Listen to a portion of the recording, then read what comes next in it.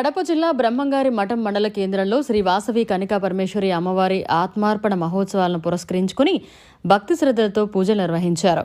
ఈ కార్యక్రమానికి ప్రధాన అధ్యక్షులు అయ్యప్ప సురేష్ బాబు, ప్రధాన కార్యదర్శి సుంగు సురేష్ బాబు, కోశాధికారి దుగ్గిశెట్టి వెంకటేశ్వర్లు ఆర్యవయసుల ఆధ్వర్యంలో ఘనంగా నిర్వహించారు. ఈ సందర్భంగా జగద్గురు శ్రీ మధ్విరాట్ పోతులూరు వీరబ్రహ్మేంద్ర స్వాముల వారి మఠం నుండి ఆర్యవైశ్య మహిళలచే కలశాలతో మాడవీధుల వెంబడి మరియు జగన్మాత ఈశ్వరి మహాదేవి మఠనందు ఊరేగింపుగా అమ్మవారి శాల వరకు విచ్చేశారు. అనంతరం వాసవి కనికా పరమేశ్వరి దేవస్థాననందు చండీ హోమం వంటి అనేక పూజా కార్యక్రమాలతో కనికా పరమేశ్వరి అమ్మవారిని భక్తి శ్రద్ధలతో పూజించారు. అటు సాయంత్రం అమ్మవారి శాలనందు ఏర్పాటు చేసిన అగ్నిగుండ ప్రవేశం ఘనంగా నిర్వహించారు.